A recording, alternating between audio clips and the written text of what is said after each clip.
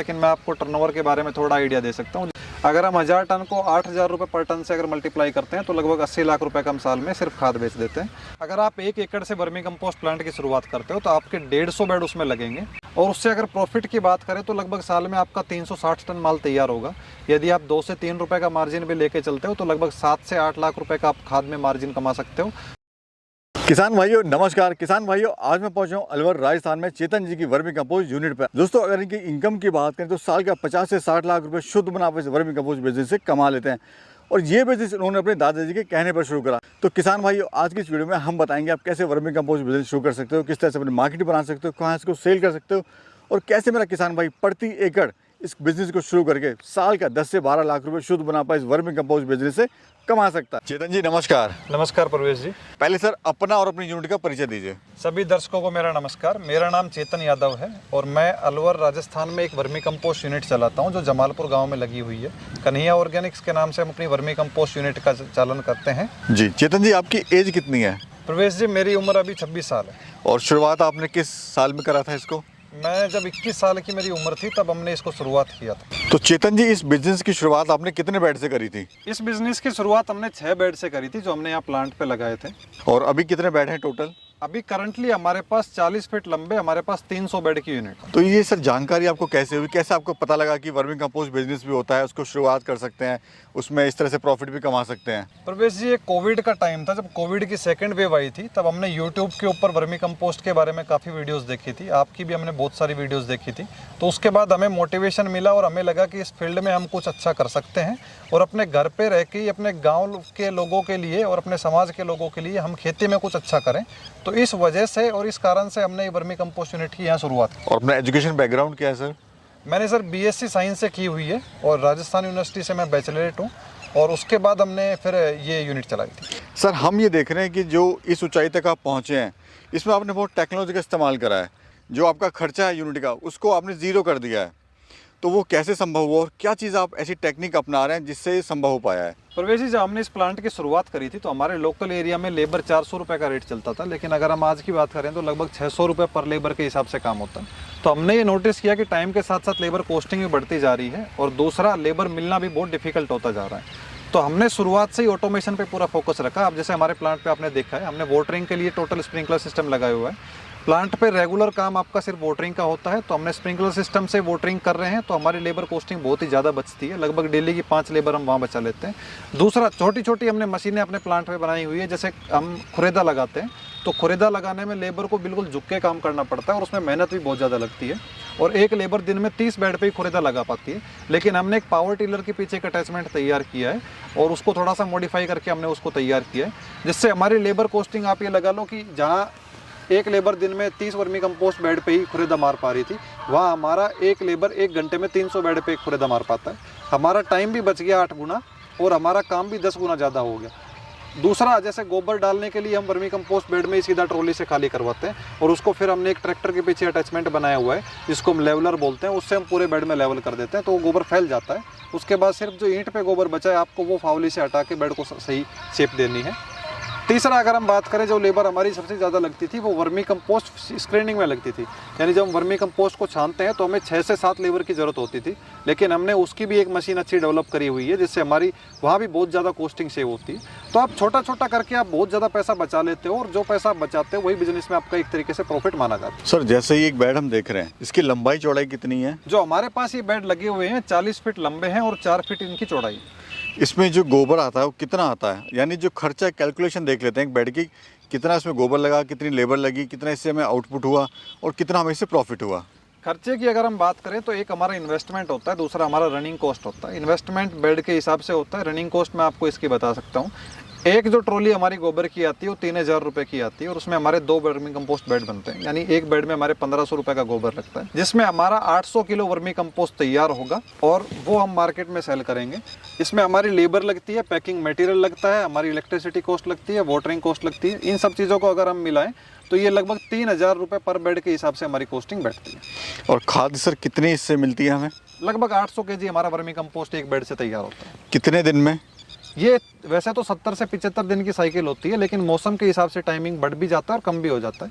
सर्दियों में टाइमिंग लगभग 3.5 महीने भी चला जाता है, लेकिन अगर हम एनुअली चीज़ को चेक करें तो हमें 4 साइकिल एक साल में आराम से मिल जाती है। तो यानी 800 किलो जो हमारी खाद इससे निकली, उसका मार्केट प्राइस हमें क्या मिलता है एवरेज? मार्केट प्राइस टोटल आपके जिस सेगमेंट में आप काम कर रहे हो उस पर डिपेंड करता है। यदि आप फार्मर्स के साथ खुद की मार्केट तैयार कर रहे हो तो आप रेट ठीक ले सकते हो और आप मार्जिन ज़्यादा कमा सकते हो। यदि आपको नर्सरीज में सप्लाई करना है तो वहाँ रेट बहुत ही कॉम्पिटिटिव होता है, तो वहाँ आपको कंपटीशन फेस करना पड़ेगा। लेकिन फिर भी हम एक एवरेज रेट लेके चलें तो 8 रुपये किलो के आसपास हमारा मार्केट रेट में सेल होता है। अगर आपकी यूनिट की अभी बात करें तो अभी प्रेजेंट में 300 बेड हैं, कितना टन खाद आप साल का उत्पादन कर लेते हैं इससे? जैसा मैंने आपको बताया, एक बेड से हमारा 800 केजी वर्मी कंपोस्ट तैयार होता है और साल में हम 4 साइकिल वर्मी कंपोस्ट की हार्वेस्ट करते हैं एक बेड से, तो लगभग हमारा 1000 टन के आसपास का ईयरली प्रोडक्शन वर्मी कंपोस्ट का रहता है। 1000 टन।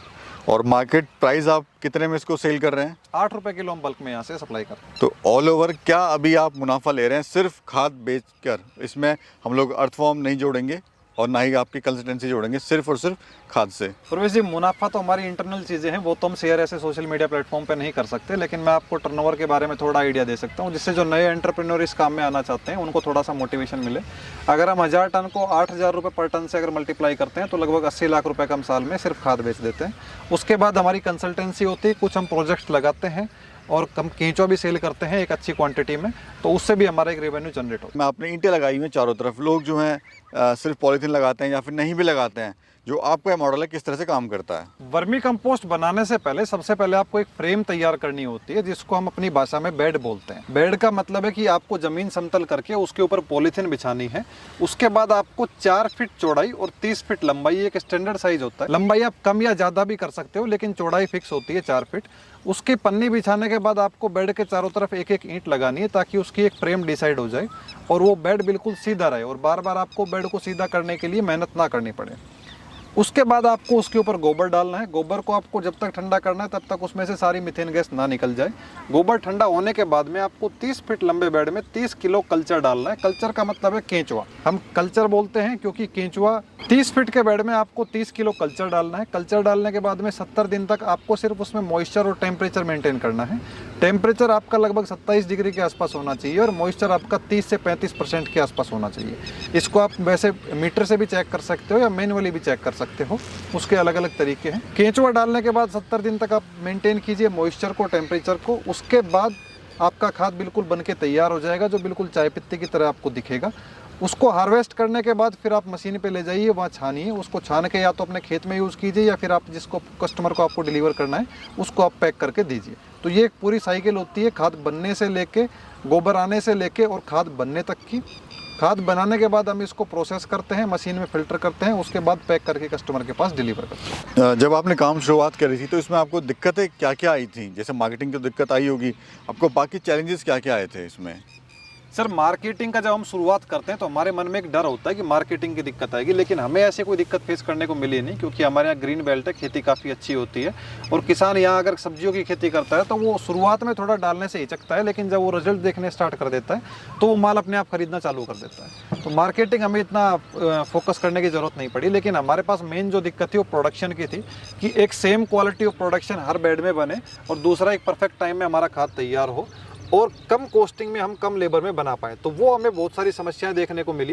जैसे हम पहले वर्मी कंपोस्ट बेड पे पराल या केले के पत्ते से बेड को कवर करते थे, तो वो क्या होता था कि गर्मियों में जैसे तेज हवा चली या आंधी चली तो वो सारे उड़ के दूसरे खेत में चले जाते थे। तो पड़ोसी के खेत में कचरा होता था, तो वहाँ भी एक समस्या थी। और दूसरा, हमारे बेड ओपन में आ जाते थे, हमें उनको बार बार डालने की ज़रूरत पड़ती थी, तो उसमें हमारी कॉस्टिंग बहुत जाती थी। उसके बाद हमने धीरे धीरे कुछ चीज़ों पर ट्राई किया, फिर लास्ट में हमने ग्रीन नेट पर ट्राई किया। तो ग्रीन नेट से अभी हमारा ये कवरिंग का जो कॉस्टिंग थी वो बहुत ही ज़्यादा बच जाती है। और अगर आप एक बार ग्रीन नेट खरीद के डालते हो अच्छी क्वालिटी का, तो वो आपका लगभग 2 से 3 साल तक मामूली चलता है। तो ये पैसा भी बचता है और टाइम भी बचता है। दूसरा, अगर आप पराल या केले के पत्ते बेड से हटाओगे तो 300 बेड से आपको हटाने के लिए कम से कम 10 लेबर चाहिएगी, और उसमें कुछ कचरा होता है तो खाद भी उसके साथ वेस्टेज में जाता है। लेकिन अगर आपको ग्रीन नेट हटाना है तो सिर्फ आप 1 घंटे में पूरा प्लांट का आप ग्रीन नेट हटा सकते हो, और उसमें आपके खाद की वेस्टेज भी बिल्कुल नहीं होती, और खाद की जो क्वालिटी होती है वो बहुत ही प्रीमियम तैयार होती है। अगर आप इस क्वालिटी को एक्सपोर्ट भी करोगे तो आपका 1% भी चांस नहीं है कि आपका ऑर्डर रिजेक्ट हो या आपकी शिपमेंट वापस आए। जी, तो चेतन जी बताइए, अगर मेरा कोई किसान भाई 1 एकड़ से शुरुआत करना चाहता है तो कितनी लागत आएगी और साल का कितना वो इससे कमाई कर लेगा? अगर आप 1 एकड़ से वर्मी कंपोस्ट प्लांट की शुरुआत करते हो तो आपके 150 बेड उसमें लगेंगे और उसमें आपका लगभग खर्चा विद मशीनरी और टोटल अगर हम कॉस्टिंग लेके चलें, अगर आप उसमें पूरा ऑटोमेशन पे करते हो तो लगभग आपका 10 से 11 लाख रुपए का शुरुआत में इन्वेस्टमेंट आएगा, जिसमें आपका गोबर, लेबर, ईंट और बेड का जितना भी केंचुआ है, मशीनरी, सब कुछ आपका हो जाएगा। और उससे अगर प्रॉफिट की बात करें तो लगभग साल में आपका 360 टन माल तैयार होगा। यदि आप 2 से 3 रुपए का मार्जिन भी लेके चलते हो तो लगभग 7 से 8 लाख रुपए का आप खाद में मार्जिन कमा सकते हो। दूसरा, आप केंचुए से एक अच्छी इनकम जनरेट कर सकते हो, क्योंकि अगर किसी को नया वर्मी कंपोस्ट प्लांट लगाना है तो उसको केंचुआ आप दे सकते हो और उससे भी आपका एक प्रॉफिट बढ़ेगा। तो अगर हम ऐसे कैलकुलेशन देखें तो अगर आप 10-11 लाख रुपए अगर वर्मी कंपोस्ट प्लांट में इन्वेस्ट कर रहे हो तो वो आपका लगभग 1 साल में ही आपका ROI आ जाएगा और उसके बाद फिर आप हर महीने लगभग 80,000 से लेके 1 लाख रुपए तक की इनकम 1 एकड़ से जनरेट कर सकते हो। चेतन जी, अगर कोई इस बिजनेस की शुरुआत करना चाहता है तो कैसे कर सकते हैं, और प्लस आप उसकी क्या हेल्प कर सकते हैं इसमें? इसको शुरुआत करने के 2 तरीके होते हैं। एक, अगर किसान खुद के खेती के लिए इसको लगाता है तो वो कम बेड से शुरुआत कर सकता है, 10 या 15 बेड से शुरुआत करके अपना बनाए। दूसरा, हमारा जो मेन फोकस होता है वो कमर्शियल प्रोजेक्ट पे ज़्यादा होते हैं। जो लोग इसका बिजनेस करना चाहते हैं, इसको एक हाई स्केल पे जनरेट करके और फिर मार्केट में बेचते हैं, तो उनके लिए हम एक सर्विस प्रोवाइड करते हैं जिसमें हम उनका पूरा प्रोजेक्ट लगा के देते हैं विद गारंटी। यानी उसमें प्रोजेक्ट में जितना भी सामान लगेगा, आपका तिरपाल हो गया, ग्रीन नेट, वोटरिंग का सिस्टम, खाद छानने की मशीन जो पूरी ऑटोमेटिक है, और आपका ये केंचुआ हो गया, केंचुए की 3 महीने की हम गारंटी करते हैं। यदि केंचुआ किसी भी वजह से मर जाता है तो हम वापस आपको फ्री में रिप्लेस करके देंगे। यानी आपका 1 साइकिल का खाद बने उसकी हमारी पूरी जवाबदारी होगी, आपका नुकसान नहीं होगा केंचुए का। और दूसरा, 150 बेड हम कम से कम करते हैं, यानी 1 एकड़ का प्रोजेक्ट करते हैं, तो हम आपको पूरा प्लांट लगा के दे सकते हैं। अगर कोई भी इंटरेस्टेड है तो वो हमारे प्लांट पे विजिट कर सकता है, हमसे बात कर सकता है और प्लांट लगवा सकता है। जी सर, एक चीज़ मैं और जानना चाहूँगा, जो इसमें आप अर्थवॉर्म यूज़ कर रहे हो वो कौन सी क्वालिटी का अर्थवॉर्म यूज़ कर रहे हैं? हम ऑस्ट्रेलियन ब्रीड का आइसिनिया फेटिडा वैरायटी का अर्थवॉर्म्स इसमें यूज़ करते हैं, क्योंकि वो कंपोस्टिंग के लिए सबसे बेस्ट माना जाता है। दूसरा, उसका जो क्वालिटी ऑफ कंपोस्ट है वो और केंचुए के क्वालिटी ऑफ कंपोस्ट से बेहतर है। जी, और ये जो सर गोबर यूज़ कर रहे हैं वो गाय का है कि भैंस का है, और बेस्ट कौन सा है? हमारे पास टोटल गौशाला से गोबर आता है और गौशाला में लगभग 99% गाय ही होती है, तो हम टोटल गाय का ही गोबर यूज़ करते हैं। जी सर, हम जो देख रहे हैं आपका मॉडल है ये बिल्कुल आपने एक लाइन से पूरा सिस्टम बनाया हुआ है, तो इसके कुछ खास वजह है या फिर ये बेस्ट है या फिर और भी कोई तरीका हो सकता है? सबसे पहले जब भी आप प्रोजेक्ट लगाते हो तो उसका आपको एक नक्शा तैयार करना होता है। यदि आपने बेड की प्लेसमेंट गलत कर दी तो आपका खाद का जो टाइमिंग है वो भी बढ़ जाएगा, और दूसरा, आप उसको मैनेज भी नहीं कर पाओगे। हम 300 वर्मी कंपोस्ट बेड को एक लेबर से मेंटेन कर रहे हैं, वो इस नक्शे की वजह से ही है जो हमने बनाया हुआ है अपने प्लांट पे। इससे हमारा टाइम भी बचता है और हमारे पैसे भी बहुत ज़्यादा बचते हैं, और दूसरा, क्वालिटी ऑफ कंपोस्ट भी बहुत अच्छी बन के तैयार होती है। चेतन जी, अभी 2026 में हम लोग खड़े हुए हैं, 2027 और 28 की क्या आपकी प्लानिंग है? प्रवेश जी, अभी हमारी प्लानिंग ये है कि हमें नंबर ऑफ बेड्स बढ़ाने हैं। अभी हमारा प्रोडक्शन लगभग साल का 1000 टन के आसपास आ रहा है, जिसको हमें 2 साल में आगे बढ़ा के 2028 तक हमें 4000 टन लेके जाना है, क्योंकि अभी हमारे पास मार्केट काफ़ी तैयार हो चुकी है और हमें माल बेचने में कोई समस्या नहीं आ रही है। बस हमें रॉ मटेरियल लाना है, उसको यहाँ प्रोसेस करना है। तो हमारा नेक्स्ट टारगेट यही है कि हम इस प्रोडक्शन को 4000 टन तक लेके जाएँ और अच्छा क्वालिटी का कंपोस्ट किसानों को सप्लाई करें। और दूसरा टारगेट हमारा ये है कि हमें 2 सालों के अंदर में कम से कम 20 से 25 वर्मी कंपोस्ट प्रोजेक्ट ऐसे तैयार करने हैं जिनसे हम आगे मटेरियल सोर्स कर पाए। चेतन जी, मेरी शुभकामनाएं आपके साथ हैं, आप ऐसी तरक्की करें, आगे बढ़ें और इस बिज़नेस को भी आगे ऊंचाई तक पहुंचाएं। आपका बहुत बहुत शुक्रिया, आपने टाइम दिया, समय दिया, और हमारे जो किसान भाई हैं उनको बहुत अच्छी जानकारी आपने देने की यहाँ पर कोशिश करी। बहुत बहुत धन्यवाद सर।